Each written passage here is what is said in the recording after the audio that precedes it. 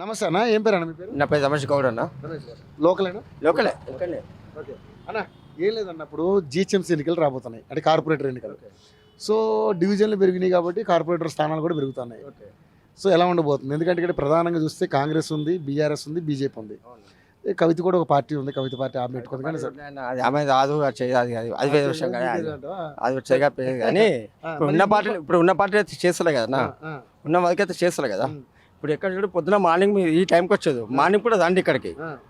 మొత్తం వాటర్ ఉంటుంది నీకు, వాటర్ రోడ్డు మీద వాటర్ ఉంటుంది, మొత్తం రోడ్డు మీద మొత్తం వాటర్ ఉంటాయి. ఒక నెలలు వచ్చినట్టే కథ మొత్తం రోడ్డు మీద ఉంటాయి వాటర్. ఎందుకని అట్లా? అంతే ఇక ఇక్కడ మొత్తం బయటనే పెట్టి కడుగుతుంది, ఎవరు పట్టించుకున్న వాడు ఉన్నాడు. ఇక్కడికైనా స్టార్ట్ చేస్తే ఇక్కడ మొత్తం నీకు శ్రీనివాసరావుకి అదే ప్రాబ్లం. మొత్తం నీకు శ్రీనివాసరావు బస్ స్టాప్ ఉంది, అక్కడ దాకా వాటదే, ఎవరు పట్టించుకునే వాళ్ళు లేడు. ఇప్పుడు మా ఉండే ఒక జగన్ ఉండే, మా కార్పొరేటర్ జగన్ ఉండే, ఆయన పట్టించుకుంటుండే. ఇప్పుడు టీఆర్ఎస్ ఆయన టీఆర్ఎస్ ఆయన ఎప్పటికంటే టీఆర్ఎస్. ఇప్పుడు ఈ ప్రభుత్వం వచ్చినప్పుడు ఎవరు పట్టించుకున్న వాళ్ళు లేడు. ఓకే, అది పోయిన ప్రాబ్లం. కాంగ్రెస్ ప్రభుత్వంలో పనులు ఏం లేవు వాళ్ళు ఇక్కడ. కాంగ్రెస్ ప్రభుత్వంలో ఏం పని లేదు ఇక్కడ. కాంగ్రెస్ తోట మాకు సంబంధం లేదు, ఎట్లుంది ఇప్పుడు కుట్ట అట్లుంది. ప్రభుత్వంతో మనకు సంబంధం లేదు అన్నట్టు అంతే. మళ్ళీ ఇప్పుడు టీఆర్ఎస్ ఉన్నప్పుడు ఒక లాగా ఉండే అన్న, ఇప్పుడు హెచ్ఎంటీ రోడ్లోకి వెళ్తాం, ఇప్పుడు డంపింగ్ యార్డ్ ఉంది, అది ఎంత గోదాం ఉంది, రోడ్డు మీద చెత్త వేస్తుంది. ఇంతకుముందు ఎవరు వేయలే అట్లా రోడ్డు మీద చెత్త, ఇప్పుడు వేస్తున్నది. పట్టించుకునేవాడు లేడు, ఎవరు లేడు, వేస్ట్ ఇక్కడ అట్లా. 6 గ్యారెంటీలు వస్తున్నాయి, 6 గ్యారెంటీలా? ఒక గ్యారెంటీ వస్తే మాకు గొప్ప. అదే బస్సు ఒకటి వస్తుంది అన్న, ఏం లాభం అది? ఎవరికి లాభం అది? నీకు లాభమా నాకు లాభమా? ఆడవాళ్ళకే లాభము. ఇప్పుడు ఏమన్నా అంటే ఇంట్లో చిన్న గొడవ అయితే ఆధార్ కార్డు పట్టుకుని వెళ్ళిపోతుంది కదా. చిన్న గొడవ వెళ్ళిపోతుంది, మొగతో సంబంధం లేదు, అత్తతో సంబంధం లేదు, ఎవరితో సంబంధం లేకుండా వెళ్ళిపోతుంది ఆధార్ కార్డు పట్టుకొని. ఏం లాభం?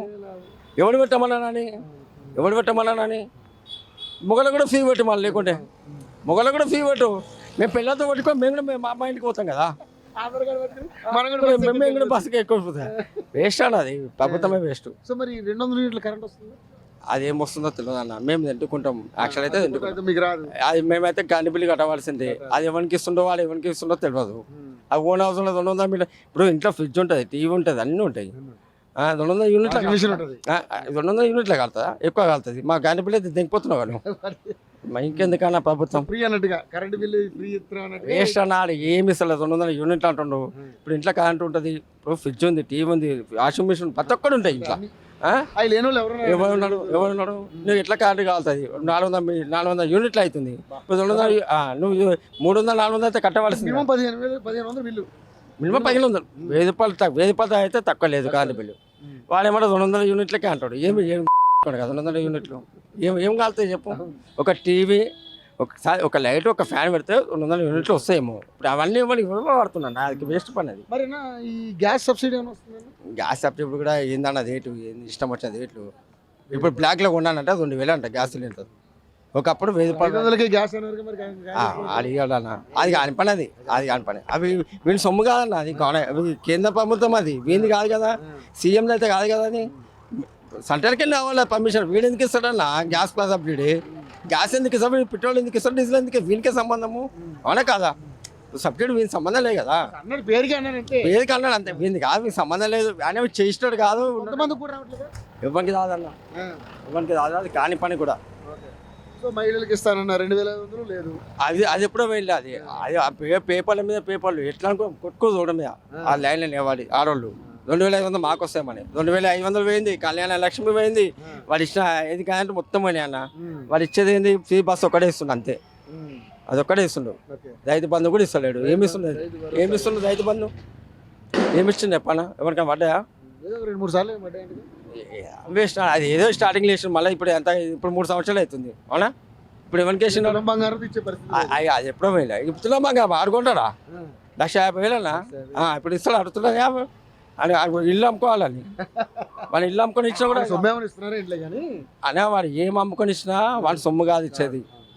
విద్యార్థులు అట్లా ముట్ట చూపించినావు, పబ్లిక్ ఇట్లా చూపించినావు. నీకు నెక్స్ట్ నువ్వు 10 ఏళ్ళు అంటున్నావు, 10 ఏళ్ళు కాదు ఇంకా. నువ్వు ఇప్పుడు ఎలక్షన్ పెట్టు, నువ్వు తెల్లది ఓడిపోతావు. బై ఎలక్షన్లు పెడతావు, ఇప్పుడు తెల్లది ఓడిపోతున్నావు, అవునా కదా?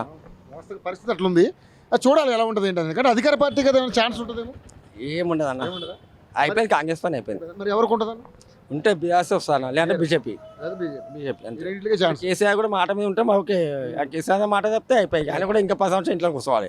ఇప్పుడు నువ్వు 10 సంవత్సరాలు పాలించినావు 10 నిమిషాలు దింపేసిండు నువ్వు టీఆర్ఎస్ని అవునా కదా ఎందుకు దింపదు నువ్వు ఎవరికి వాల్యూ ఇవ్వలేవు ఎమ్మెల్యేకి వాల్యూ ఇవ్వలేవు టీఆర్ఎస్కి ఎవరికి వాల్యూ ఇవ్వలేవు ఎవరికి ఇచ్చినావు నువ్వు వాల్యూ నువ్వు అంటే ఫార్మర్స్ పోయి కూర్చున్నావు నువ్వేం చేసినావు ఓకే రోడ్లు చేసినావు అన్ని చేసినావు పర్వాలేదు 24 కదంటే అన్ని ఇచ్చినావు బెటర్గా చేసి చాలా బెటర్ చేసినావు నువ్వు ఎవరికి మర్యాద ఇచ్చినావు అని నువ్వు ఎందుకు ఓడిపోయినావు నువ్వు కొంచెం మానాలి లేదా లేకుంటే కాంగ్రెస్ ఎందుకు వస్తున్నాయి ఎవడన్నాడు రేవంత్ గారు ఎవడు నీ ముంగడ ఉన్నాడు అవునా కదా నీ ముంగడ ఉన్నాడు అట్లానే బీజేపీ ఛాన్స్ ఉందంట ఉందన్న బీజేపీ ఛాన్స్ 100% ఉంది ఎందుకంటే బీజేపీ చెప్పలేమన్న ఇప్పుడు నరేంద్ర మోడీ ముఖం చూసినా వేయాలి అంతే ఈ రాజకీయ నాయకుల ముఖం కాదు ఈటలది ఈ మన ఇలా కాదు మోడీ ముఖం చూసి వేయాలి అంతే బీజేపీ కావాలని మనం బతకాలంటే మనం బీజేపీ కావాలి మరి ఉందా ఇక్కడ బీజేపీ క్యాడర్ ఉంది ఉంది ఉంది ఉంది ఉంది ఉంది ఉంది ఉంది ఖచ్చితంగా ఉంది సో మరి కుత్బుల్లాపూర్ కుత్బుల్లాపూర్లో వస్తే బీజేపీ లేదంటే టీఆర్ఎస్ అది ఉంటే పడి కాంగ్రెస్ అయితే రాదు అది మాత్రం 100% రాదు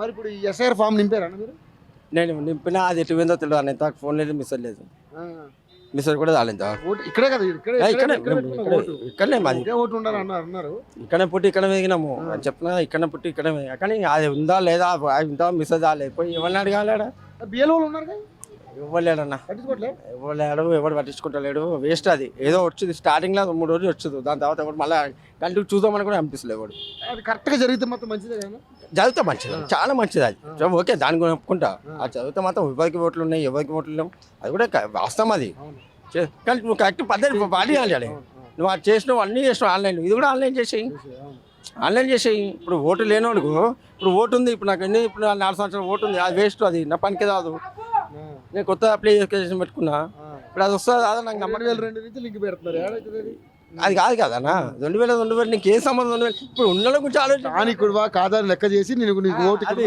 అట్లా చూసుకోవాలి కానీ ఇప్పుడు నువ్వు ఎప్పుడో పెట్టుకునేది లాభమైంది నువ్వు ఇప్పుడు ఉన్నది పెట్టుకోను ఇప్పుడు ఓటు ఉందా లేదా ఆయనకి ఇక్కడ పుట్టిందా లేదా అది అడ్జస్ట్ చేసుకోవాలి కానీ పకడ్బందీగా ప్లాన్ చేస్తే మాత్రం మంచిది పకడ్బందీగా చేస్తే మాత్రం చాలా ఇప్పుడు ఫామ్స్ ఇచ్చినాము ఇంతకుముందు 2500 ఇచ్చినాము అవి పెట్టి పోయినా గాల్లో కొట్టుకపోయినాయి ఆ జిరాక్స్లకు పెట్టేది ఎంత 100 అది అటే పోయింది మరి ఇది కూడా అంతే అన్న ఇప్పుడు మనం సొంతంగా పోయి మిస్ అవ్వకి వెళ్ళి మనం ఓటర్ ఐడి చేసుకోవాల్సిందే కానీ వీడు చేసింది ఏమి ఉండదు అక్కడ మళ్ళీ ఆన్లైన్ అయితే అది కంపల్సరీ ఆన్లైన్ అవుతుంది వీళ్ళతో కాదన్న అది ఇవన్నీ అంతే అది ఎందుకంటే అది వేస్ట్ అది థ్యాంక్ యూ అన్న థ్యాంక్ యూ సో మచ్ బాగా మాట్లాడారు